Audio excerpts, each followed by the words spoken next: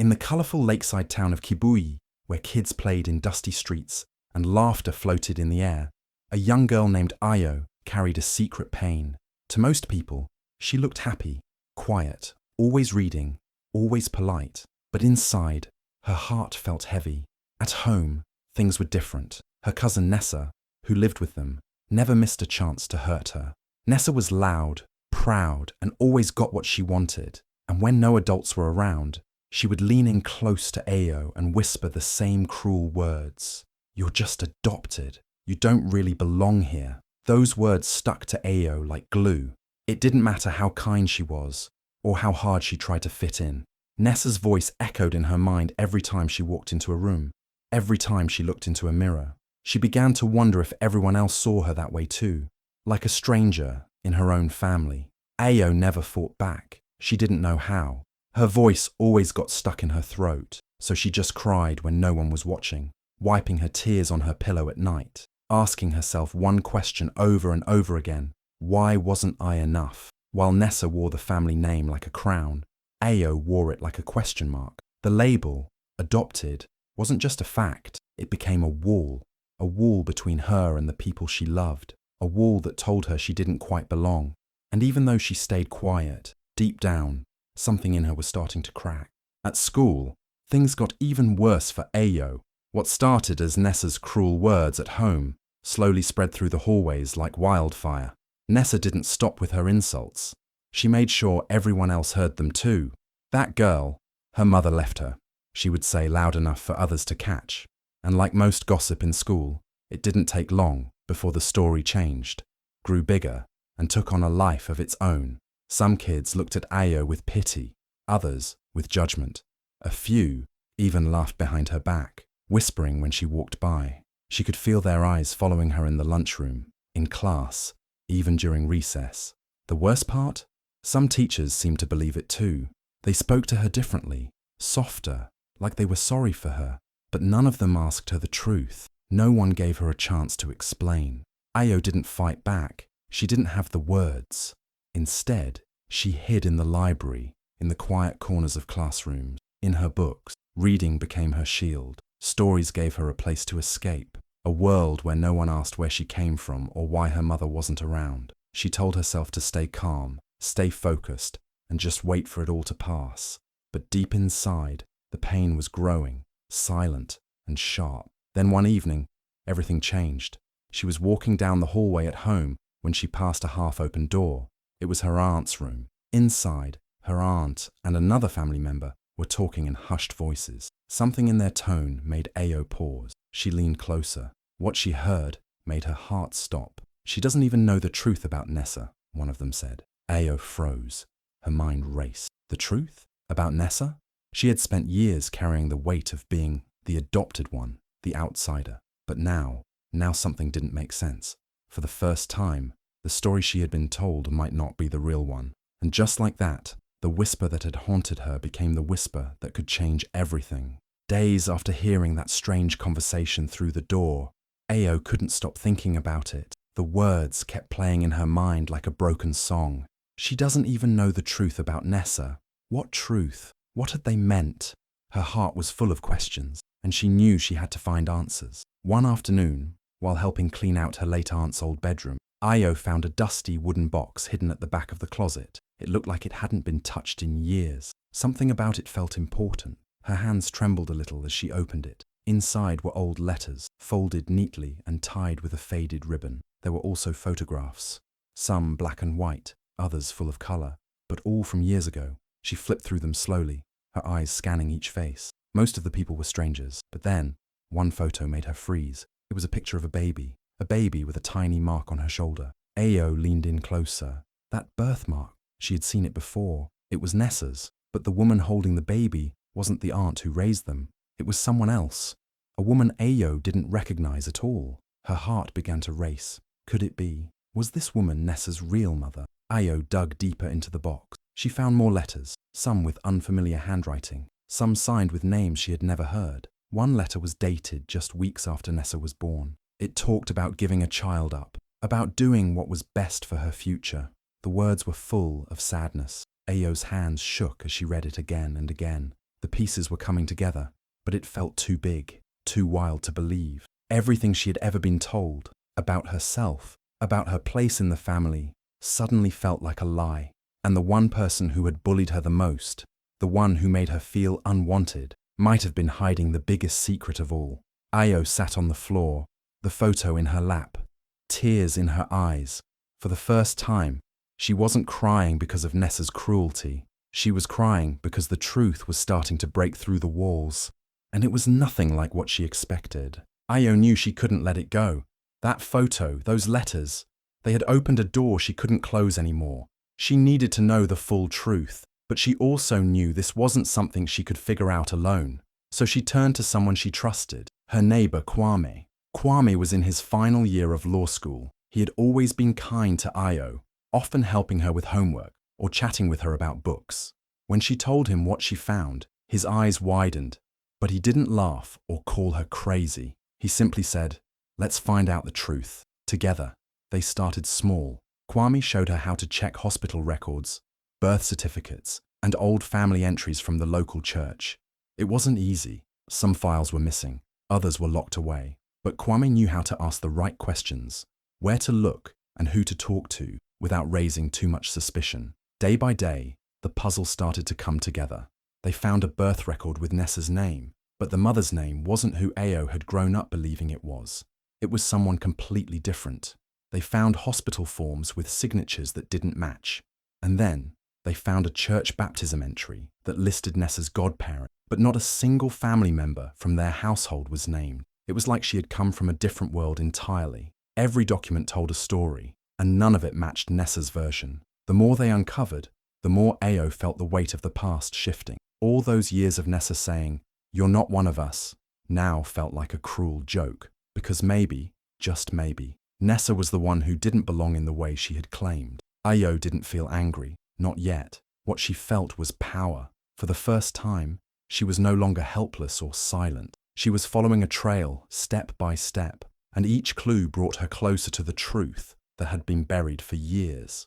She didn't know where the journey would end, but one thing was clear. Nessa's story was built on secrets, and Ayo was ready to shine a light on every single one of them. The more Ayo uncovered, the more she felt something building inside her, not just truth, but courage. For so long, she had been quiet, carrying pain alone. But now, she wanted to speak, not to hurt anyone, but to finally be heard. So when she saw a flyer for a national talk show contest called Truth Will Find You, something sparked inside her. The contest asked people to share personal stories, real, raw, and life-changing ones. Winners would be invited to speak live on air in front of the whole country. Ayo didn't think she stood a chance, but she decided to try. She sat at her desk late one night, heart pounding, and wrote her story. Not all of it, just the beginning. She talked about being called just adopted, about the whispers, the pain, and finding the photo that changed everything. She didn't name names. She just let her heart speak. A week later, her phone rang. It was one of the producers. "Your story shook the room," they said. "We want you on the live show." Ayo couldn't believe it. Out of thousands of people, they had picked her. But instead of celebrating, she paused. Then she made a request that surprised even herself. "I want to bring my cousin," she said. There was silence on the other end of the line. "The one from your story?" "Yes," Ayo replied softly. "She should hear this with me." The producers agreed, partly out of curiosity, partly because they knew this could be huge. In the days leading up to the show, Ayo stayed calm on the outside, but inside, everything was spinning. She had kept the truth hidden for so long, and now it would be out there for the whole world to see. She didn't want revenge. She wanted freedom from the lies, the shame, and the label that had followed her like a shadow. As she packed for the trip, she looked at the photo of the baby with the birthmark one last time and whispered to herself, "This is it. The truth is coming, and I'm ready." The bright lights were hotter than Ayo expected. Her heart thudded in her chest as the cameras began to roll. The studio audience clapped, the host gave a warm smile, and everything looked just like it did on TV. But for Ayo, this moment was very real. Sitting beside her on the shiny couch was Nessa, dressed perfectly. her usual smug smile sitting on her lips like it always had. Nessa didn't know what was coming. She thought Ayo had brought her here to talk about healing or forgiveness. She thought it was going to be about Ayo's adoption story, just another moment where Ayo stayed small while Nessa took up all the space. But Ayo knew better. She had spent weeks preparing with the producers. The truth wasn't just her story anymore, it was proof. The host turned to the audience and said, "Today's theme is truth and how it finds you, even when you hide from it." Then he looked at Ayo, then at Nessa. "We received something special from our team. Documents, photos, and even a DNA test." Ayo's hands stayed folded in her lap. She didn't speak. She didn't have to. The host slowly pulled out the manila folder and laid out the contents on the table between them. One by one, the camera zoomed in. A birth certificate, a photo of a baby with Nessa's birthmark, a letter from a woman who had given her child up, and finally, the DNA test, proving that Nessa was not biologically related to the family she claimed as her own. The room went silent. Nessa's smirk disappeared. Her face turned pale. She blinked fast, looked around the studio like it was a trap. "What is this? This isn't real," she mumbled. But the audience wasn't buying it. And Ayo, she just looked straight ahead, calm, steady, and stronger than she had ever felt. The truth was finally out, not shouted in anger, not screamed in revenge, but laid out plainly for the world to see. Ayo had no need for harsh words. The silence, the facts, and Nessa's shocked face said everything. And across the country, people watched as the girl once called just adopted sat tall beside the cousin who had tried to bury her, now exposed by the very truth she never saw coming. The moment the cameras cut, Nessa stood up and stormed off the stage. She didn't say a word, just grabbed her bag and disappeared behind the curtains. The studio was quiet for a second. Then the crowd began whispering, buzzing, phones already out, recording everything. By the next morning, the internet had exploded. Clips of the moment the truth was revealed spread like wildfire. People shared it with captions like "She got what she deserved" and "Plot twist of the year." The hashtag number Queen of Cruelty Exposed was trending in multiple countries. News outlets picked it up. Talk show hosts discussed it. Memes popped up everywhere. Nessa's frozen face turned into 1,000 jokes. But for Nessa, it was no joke. Her phone stopped ringing. Her best friends unfollowed her. Some even posted things like, "We had no idea who she really was." The girl who once walked around like she ruled every room now had nowhere to hide. Her perfect image was shattered. Meanwhile, Ayo's world flipped in the opposite direction. Her inbox was overflowing. People, strangers, teachers, even old classmates, sent messages full of love and support. Some apologized for not standing up for her. Others shared their own stories of being judged, excluded, or silenced. One message said, "You gave people like me a voice." Ayo was stunned. For so long, she had felt invisible, pushed aside by someone who wore fake confidence like armor. And now, her truth, spoken gently, without hate, had opened hearts across the country. She got emails from book agents, podcast producers, and schools asking her to speak. Some called her brave, some called her inspiring. But Ayo didn't feel like a hero. She just felt free, like she had finally stepped out from behind a shadow that was never meant to cover her. She still had questions. There were still things to heal. But now, for the first time, she wasn't crying behind closed doors. She was standing in the light, proud, honest, and no longer afraid of the story that once broke her. The world had seen the truth, and it chose her. For the first time in her life, Ayo felt whole, not broken, not hidden, not like someone trying to prove she belonged, just whole. The words "just adopted" no longer hurt the way they used to, because now she knew the truth. And even more than that, she knew her worth. She wasn't weak. She wasn't unwanted. She was strong, smart, and full of light. The label that once made her feel small had no power over her anymore. It didn't matter who shared her blood. What mattered was who stood by her, who saw her heart, and who lifted her up when she almost gave up on herself. And then came something she never expected. One day, after her talk show story went viral, she got an email from a woman claiming to be her biological aunt. At first, Ayo didn't know what to think. She had so many doubts. What if it was fake? What if it hurt more than helped? But curiosity, and something deeper, maybe hope, pushed her to reply. They met in a quiet cafe just outside the city. As soon as the woman walked in, Ayo felt something strange but warm, like looking at a version of herself in the future. Her eyes were soft, her hands shaking a little as she reached out. "I've been looking for you for years," the woman said, her voice breaking. "I never stopped." They talked for hours, about what happened, about how Ayo ended up where she did, about the love that had never faded, even from a distance. Ayo learned that she hadn't been thrown away. She had been lost in a system full of silence and shame. And now, after all this time, pieces of her life were finally coming back together. She didn't suddenly forget the pain, but now it had purpose.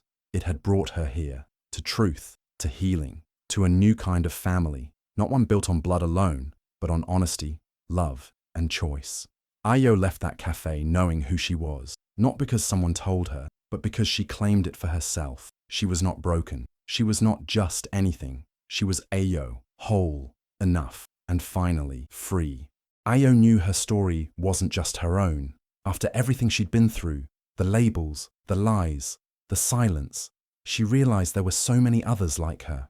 People who had been told they didn't belong. People who were made to feel less because of how they came into the world, what they looked like, who raised them, or who they were inside. So she decided to do something bold. She started a podcast. She called it Not by Blood. It began in her bedroom with a borrowed mic and her heart racing. The first episode was just her, telling the full story.